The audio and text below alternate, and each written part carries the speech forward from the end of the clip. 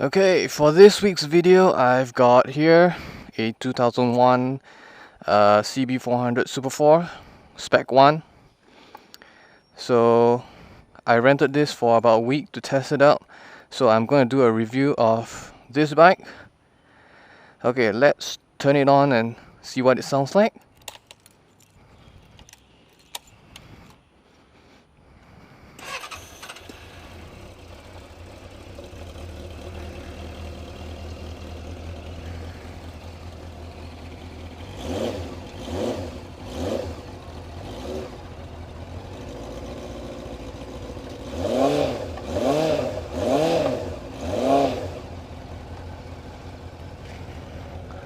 Okay, so we'll go for a spin on this and I'll show you more about it. So a bit about the specs. The Super 4 Spec 1 is powered by a 399cc liquid cooled carbureted inline 4. The engine gives out about 53 brake horsepower and it has a 5-gear transmission with a chain drive. On a full tank, the Spec 1 probably goes maybe 320 kilometers or so. Quite a substantial amount for a bike of this size. Usually if you can reach 300 kilometers on a full tank, it's really got to be a small bike. Huh? Yeah, but now no open road lah. Must go expressway.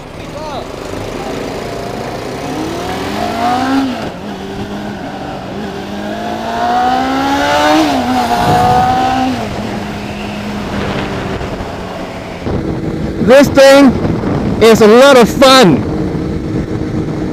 The throttle is really sensitive, and boy, I mean I can't explain, but it's really fun for a bike this size. I mean, it is a bit heavy for its size. I mean, for 400cc, but this thing weighs a ton. I can't even back pedal when it stopped. But it's really nice to play with this bike. I think the only problem I have with it is the fact that it's pretty old. So the Spec 1 was pretty much an upgrade from the original Super 4 that came out a bit earlier, and it came out with technology called the v-tec, which shuts off half the valves at low RPMs and increases the number of valves used at higher RPMs so that you are better utilizing the power range and the fuel economy. The bike also gets a lot hotter when you ride for a while. It gets really hot between the legs.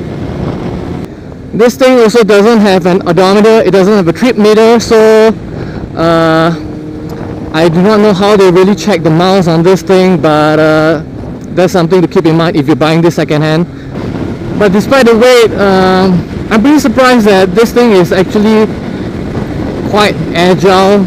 It's quite nimble, and it's not just the weight. I mean, this whole thing is steel mostly, not much weight reducing materials. And it's not just the weight of the whole bike that's heavy. The clutch is pretty heavy as well. It's pretty stiff, making the regular stoplights in Singapore a bit of a hassle. I'd say if not for the weight, the Super 4 could actually be a really good beginner bike. It's not exactly extremely sensitive from a start. It's not so powerful that a beginner couldn't handle, and the first to third gear doesn't really require a lot of upshifting and downshifting like on smaller bikes. smaller 1 to 5 cc's. So in fact, this is pretty much the most beginner friendly bike that I think you could buy if you live in Asia or Japan. So it's actually a pretty beginner friendly bike if you have the strength to push it around or back pedal on it because of its weight, or if you are pretty much a big size guy. The Super 4 also has a pretty fat set of tires, thick ones, that I really love because it gives me this sense of stability.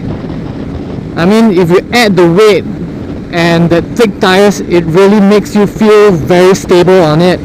It gives you the confidence that you're not going to fall over like what I'm usually used to, those 125cc, 150cc bikes with those very thin squid tires.